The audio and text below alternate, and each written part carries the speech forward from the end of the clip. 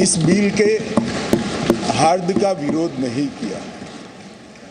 मान्यवर, लगभग 6 घंटा चर्चा चली और कांग्रेस के श्री अमर सिंह से लेकर अधीर रंजन जी तक 29 वक्ताओं ने अपने अपने तरीके से विचार व्यक्त किए, मगर बिल के उद्देश्यों के साथ बाय एंड लार्ज सभी ने सहमति व्यक्त की। ये मैं सभी का धन्यवाद करना चाहता हूँ।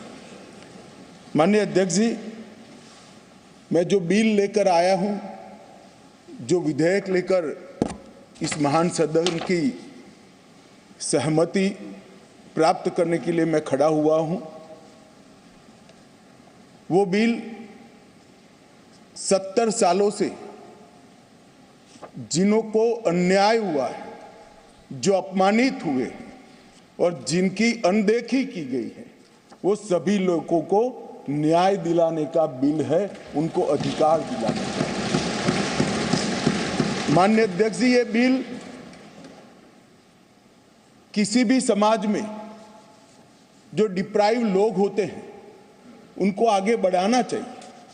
ये भारतीय संविधान की मूल भावना है, परंतु उसके साथ साथ इसका सम्मान न कम हो, इस तरह से आगे बढ़ाना चाहिए।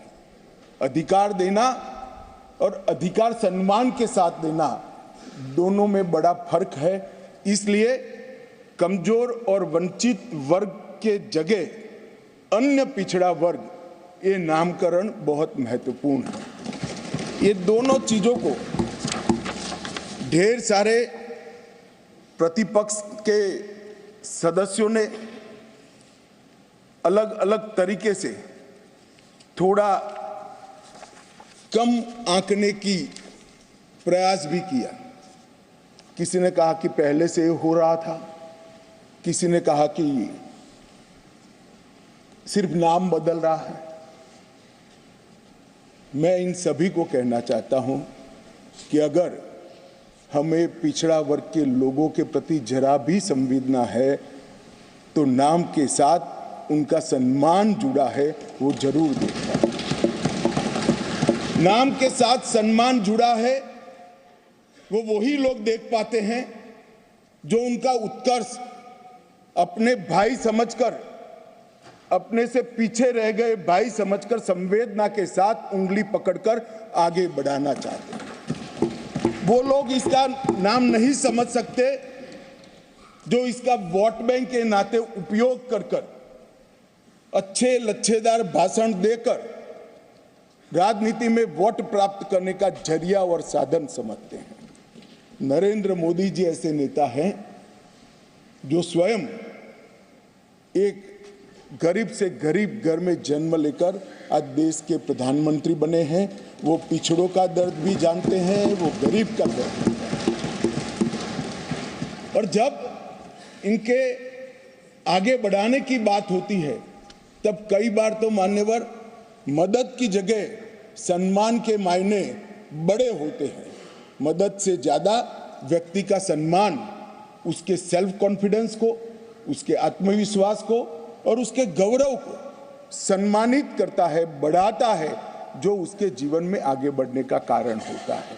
मैं इसलिए कह रहा हूं कि ढेर सारे सदस्यों के भाषण मैंने सुने भी है, पढ़े भी है मेरी चैम्बर में। ये भाव सिर्फ नाम बदलने से क्या होता है वो समझाने के लिए मैं कह रहा हूं। मान्यवर, आज जो बिल लेकर आया हूं, ये बिल के बारे में मैं थोड़ी पृष्ठभूमि भी बताना चाहता हूं। जम्मू कश्मीर में हम सब जानते हैं, जब महाराजा हरि सिंह जी ने भारतीय संघ के साथ इनके विलय का निर्णय किया, उस वक्त से लेकर अब तक कई सारे उतार चढ़ाव हुए। 80 के दशक के बाद आतंकवाद का एक दौर भी आया और वो बड़ा भयावह दृश्य था। पीढ़ियों से, सदियों से जो लोग अपनी भूमि पर रहते थे, अपना देश समझकर रहते थे, अपनी जन्मभूमि समझकर रहते थे, वो मूल समेत उखड़ गए माने।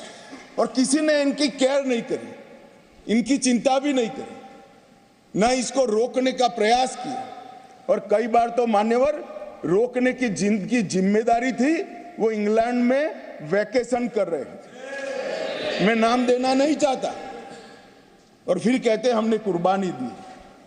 आपकी कुर्बानी आंख माथों पर अगर दी है तो, मगर सटीक काम और सटीक उपाय और शक्ति के साथ वोट बैंक की राजनीति के बगैर उस वक्त उसको आतंकवाद को उगता हुआ खत्म करते तो आज उनको अपना प्रदेश छोड़ने की जरूरत ही नहीं पड़ती, ना मुझे बिल लेकर आज सदन के सामने आना पड़ता।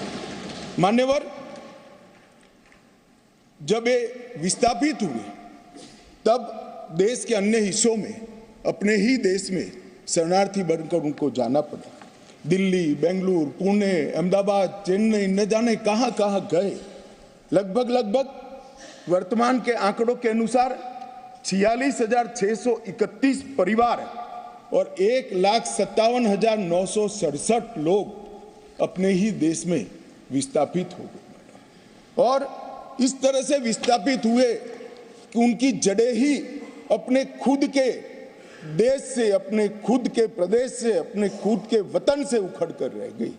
ये बिल उनको अधिकार देने का है, ये बिल उनको प्रतिनिधित्व देने का है। मान्यवर, कश्मीर के लिए एक प्रकार से 3 युद्ध हुए। 47 में पाकिस्तान ने कबालियों के नाम से आक्रमण किया। इसमें लगभग 31,779 परिवार पाक अधिकृत जम्मू कश्मीर से जम्मू कश्मीर में विस्थापित हुए। इनमें से 26,319 परिवार जम्मू कश्मीर में और 5,460 परिवार देश भर में फैल गए। वो पाकिस्तान के हमले के शिकार थे। इसके अतिरिक्त 1965 और 1971 में भी युद्ध हुए, उसमें और 10,065 परिवार विस्थापित हुए, और कुल मिलाकर 48, 65 और 71 ये तीनों युद्धों में मान्यवर 41,844 परिवार विस्थापित हुए। ये विस्थापितों की स्थिति के बारे में मैं बाद में बात करता हूं, परंतु ये बिल है वो उनको अधिकार देने का बिल है, ये बिल उनको प्रतिनिधित्व देने का बिल है। आज वो लोग ऐसी स्थिति में नहीं है कि वो चुनाव लड़कर वहां की असेंबली में बैठ पाए। जो कहते हैं क्या हुआ धारा 370 कहां हुआ 5 और 6 अगस्त से? 5 और 6 अगस्त 2019 में ये हुआ कि इनकी सालों से न सुनने वाली आवाज नरेंद्र मोदी जी ने सुनी और आज उनको अधिकार मिला। मान्यवर, जिस 5 और 6 अगस्त का बिल 2019 का कुछ लोगों को जूते में पड़े कंकर की तरह खटकता है, उनको मैं बताना चाहता हूं, इसी बिल का हिस्सा था न्यायिक डिलिमिटेशन। ये एक शब्द नहीं है, 2 शब्द जोड़कर बनाया है, क्योंकि पहले जो डिलिमिटेशन हुआ था वो इस तरह से था, एक कॉन्स्टिट्यूएंसी यहां बनी है और दूसरा ये वो कॉन्स्टिट्यूएंसी का हिस्सा 15 किलोमीटर दूर है। क्यों? क्योंकि मुझे चुनाव जीतना है। इस तरह से डिलिमिटेशन हुआ। ये डिलिमिटेशन के सामने मैंने जानबूझकर एज अ लेजिस्लेटर न्यायिक डिलिमिटेशन लिखा था, वो आज मैं सदन को बताऊं। डिलिमिटेशन कमीशन, डिलिमिटेशन और डिमार्केटेड असेंबलीज ये लोकतंत्र का मूल है। जनप्रतिनिधि को चुनने की इकाई तय करने की प्रक्रिया है। असेंबली जो बनती है वहीं से मतदाता अपना प्रतिनिधि विधानसभा में भेजते हैं। अगर डिलिमिटेशन की प्रक्रिया ही पवित्र नहीं है तो लोकतंत्र कभी पवित्र नहीं रह सकता मान्यवर। इसलिए इस बिल के अंदर हमने व्यवस्था करी थी कि डिलिमिटेशन, न्यायिक डिलिमिटेशन फिर से किया जाएगा और सभी की सुनवाई हुई। डिलिमिटेशन कमीशन जम्मू कश्मीर में सब जगह पे गया, अंतिम जिले से लेकर पहले जिले तक सब जगह घूमे। कई समुदायों के प्रतिनिधियों ने इनको आवेदन पत्र दिए थे, पाक ऑक्यूपाई कश्मीर से आए हुए लोगों ने भी दिए थे, और कश्मीर घाटी से भागकर जम्मू में शरण लेने वाले लोगों ने, और कश्मीर घाटी से भागकर देश भर में फैले हुए कश्मीरियों ने भी आवेदन दिए थे कि हमारा प्रतिनिधित्व का कोई डिलिमिटेशन कमीशन संज्ञान ले। और मुझे आनंद है मान्यवर कि डिलिमिटेशन कमीशन ने इसका संज्ञान लिया। भारत के इलेक्शन कमिश्नर ने विधानसभा में 2 सीटें कश्मीरी विस्थापितों के लिए नामांकन की जा सके और 1 सीट अनधिकृत ऑक्यूपेशन जो हमारे कश्मीर का हिस्सा पाकिस्तान कर बैठा है, वहां से विस्थापित लोगों में से एक व्यक्ति को नॉमिनेट करना पड़े। ये इसका हाल। अब इसमें क्या है, पहले भी मिलता था ना, पहले नहीं मिलता था। पहले सिर्फ जरूरत लगे तो प्रतिनिधित्व न हो तो महिलाओं को 2 सीट दी जाती थी। हमने 3 सीटें और अपॉइंट करने की डिलिमिटेशन कमीशन की जो सिफारिश है उसको बिल में परिवर्तित कर कानूनी जामा पहनाकर आज मैं इस महान सदन के सामने उपस्थित हुआ हूं। जी न्यूज़।